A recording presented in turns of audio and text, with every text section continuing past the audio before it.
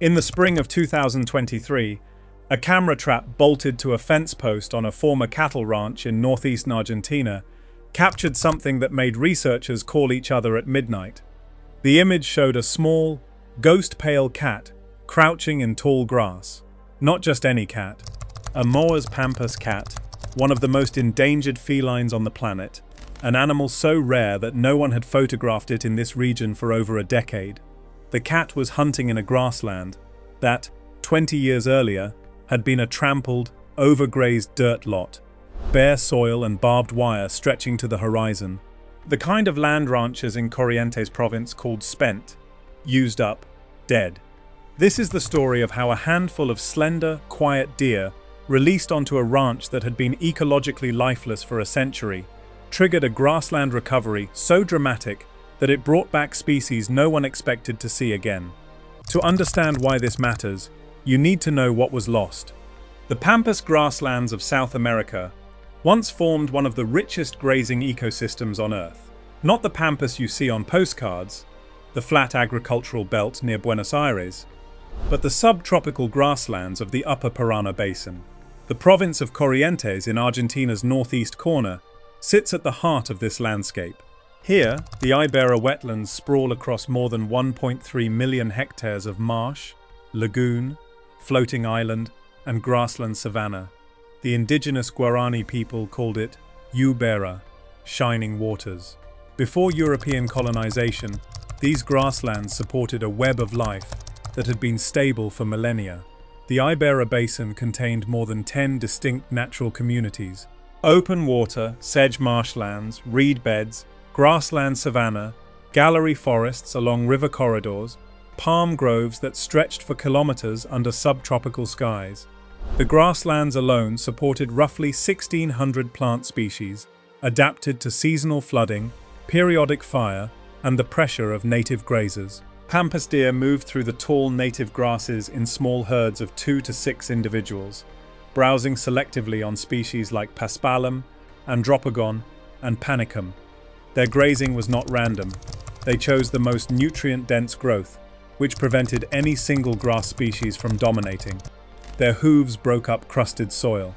Their droppings dispersed seeds of native forbs and grasses across kilometers of territory. They were selective engineers of a grassland that depended on them. Their relationship with this landscape was ancient. The Pampas deer had evolved alongside these grasses for so long that the health of one was inseparable from the health of the other. Alongside the deer lived giant anteaters, maned wolves, lowland tapirs, collared peccaries, jaguars, and more than 350 species of birds. The strange-tailed tyrant, a small grassland bird whose quill-like tail feathers stretched to twice the length of its body, nested in the tallest grass stands. The maned wolf, with legs so long it could see over the top of the savanna, roamed the uplands at dusk. Then the cattle came. Beginning in the late 19th century, European settlers converted the Corrientes grasslands into ranching operations at industrial scale. Native grasses were burned and replaced with exotic pasture species. Fences carved the landscape into paddocks. Cattle compacted the soil, stripped vegetation to the root, and outcompeted native grazers for forage. Hunters killed Pampas deer for hides and meat. Official port records from Buenos Aires in 1880 show that more than 61,000 Pampas deer skins were shipped in a single year.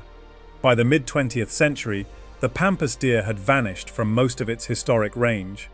In all of Argentina, only 4 isolated populations remained, totaling fewer than 1,500 individuals. The species was classified as the most endangered large mammal in the country. The grasslands where it had once lived were either ploughed under for crops, planted with non-native pine forests, or reduced to dirt by overgrazing.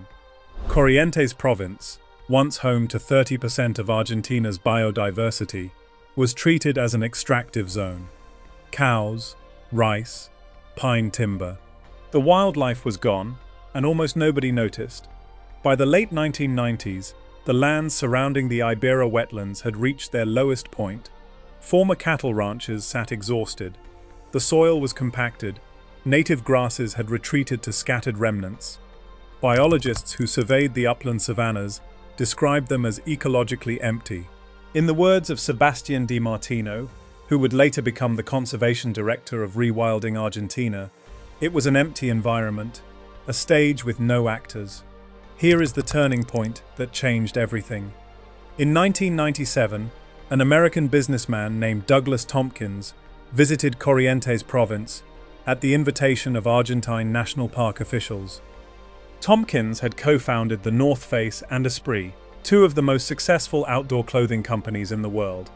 He had walked away from the fashion industry in 1989 to dedicate his life and his fortune to land conservation. When Tompkins saw the Iberá wetlands, he saw something most people missed. He saw an ecosystem that was damaged but not dead. The underlying hydrology was intact. The soil still held the seed banks of native grasses. What was missing were the animals, the grazers, the predators, the seed dispersers. Without them, the grasslands could not function. Tompkins purchased Estancia San Alonso, a cattle ranch in the middle of the wetlands, in 1997. Over the next decade, the Conservation Land Trust, the non-profit he created, acquired nearly 142,000 hectares of former ranches across the Iberá Basin. The plan was radical: remove the cattle, tear down the fences, and then do something that had almost never been attempted in South America at this scale. Bring the missing animals back. The local reaction was hostile. Sofia Heinonen, who began managing the Iberá project in 2005 and would become executive director of Rewilding Argentina, later recalled that people first spoke of Doug Tompkins as the gringo who wanted to steal the water. Ranchers in Corrientes were suspicious. Provincial politicians blocked cooperation. Large landowners who had built their wealth on cattle saw the project as a direct threat. Tompkins and his team pressed forward.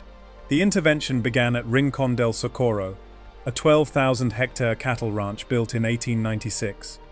For over a century, this property had been grazed by livestock continuously. The original native savanna had been replaced by exotic pasture grasses, and the soil bore the scars of decades of compaction.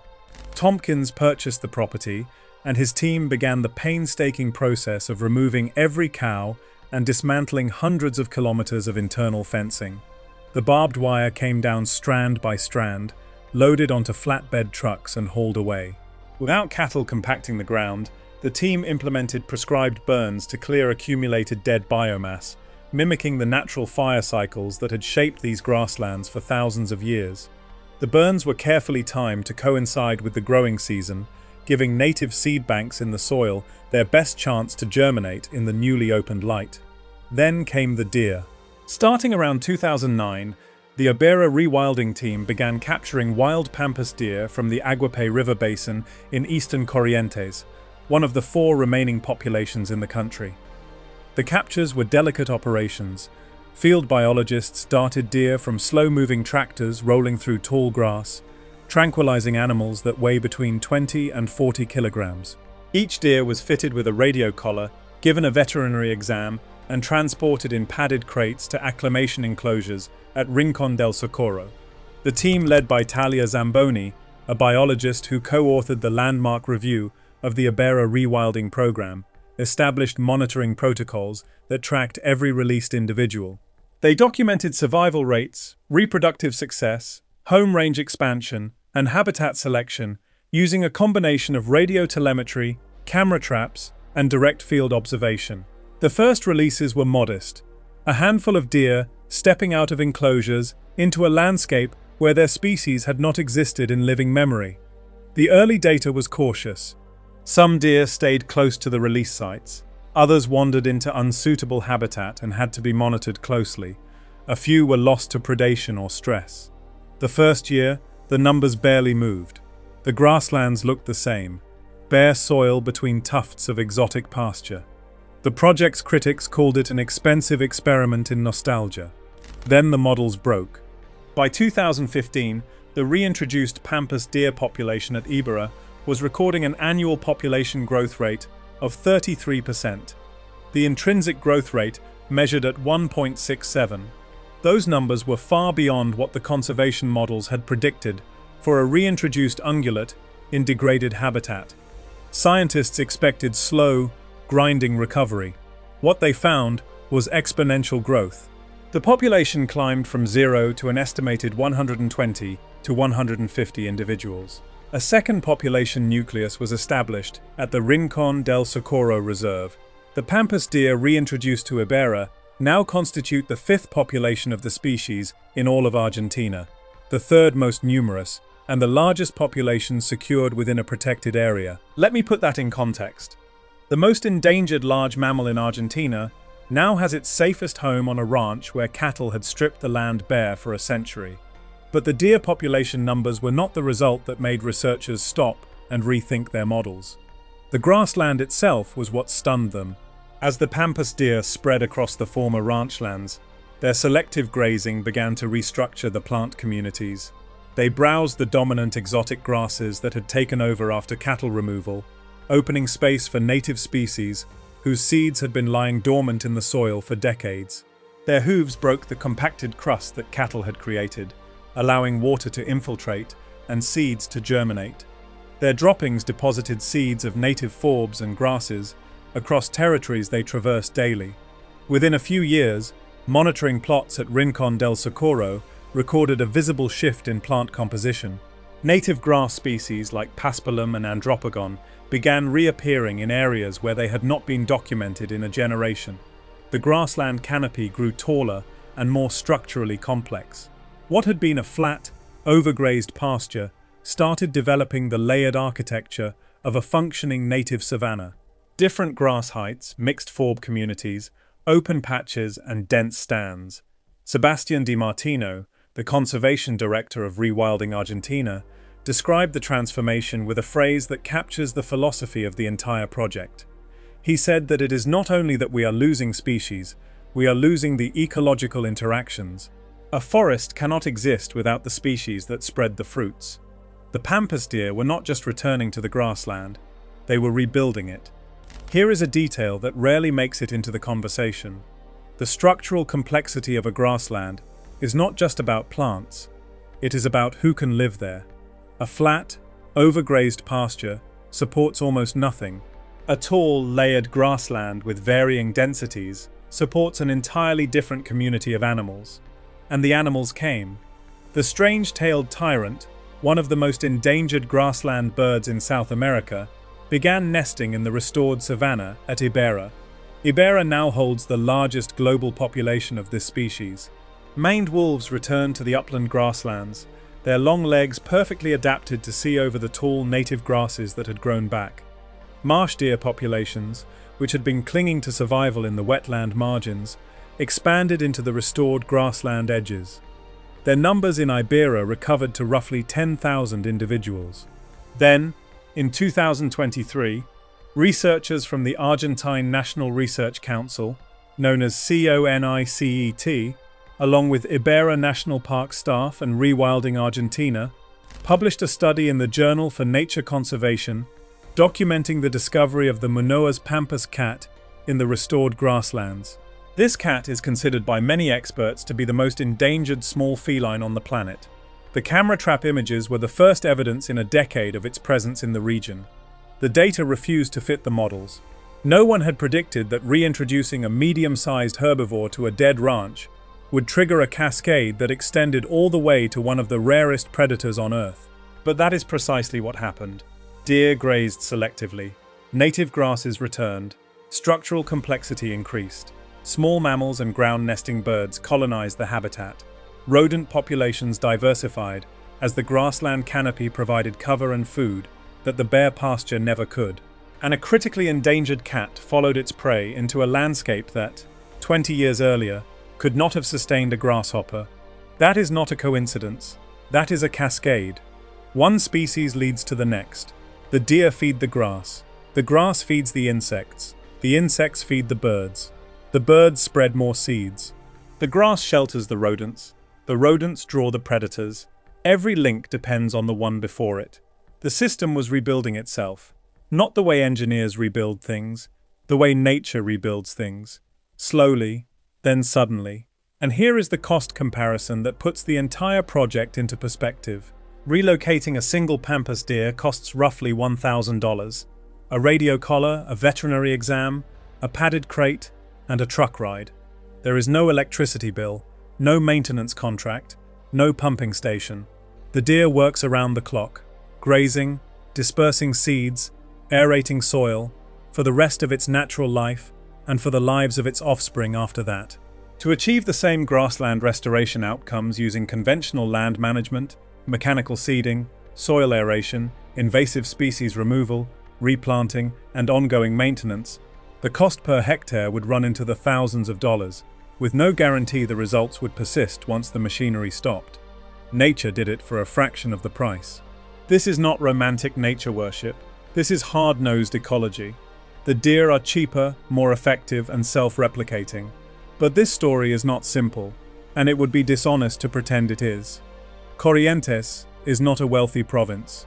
For generations, the people who lived around the Iberá wetlands built their lives on cattle, rice farming, timber, and hunting.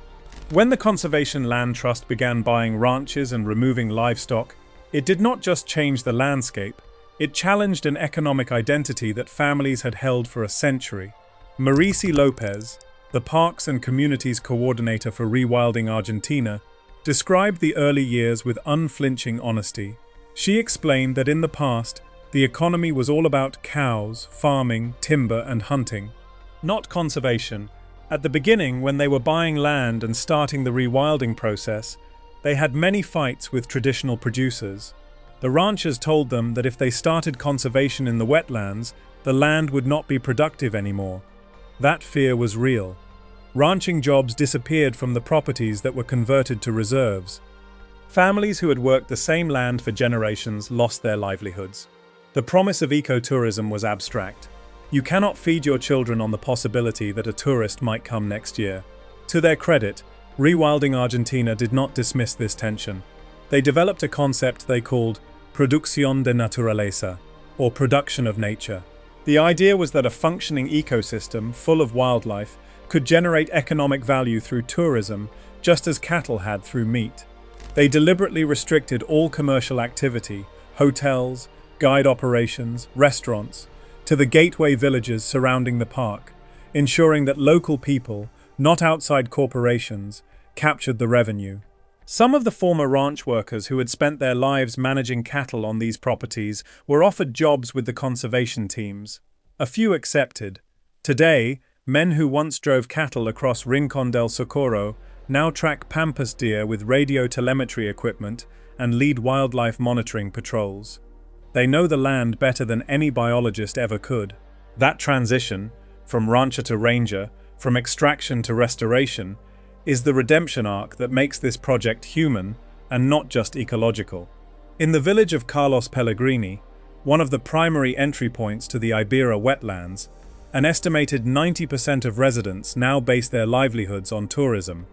That is a remarkable transformation. But it did not happen overnight, and it did not happen without pain. Former ranch workers had to retrain as guides, boat operators, and hospitality staff. Some chose not to. Some could not. The transition from an extractive economy to a conservation economy is real, but the people caught in the middle deserve more than a statistic, and the ranchers on neighboring properties still worry about jaguars and pumas threatening their livestock. That conflict is unresolved. It may take another generation to settle. Now come back to that camera trap image from 2023. The pale cat, crouching in tall grass on a ranch built in 1896. Grass that was not there 20 years ago. A cat that was not there 10 years ago.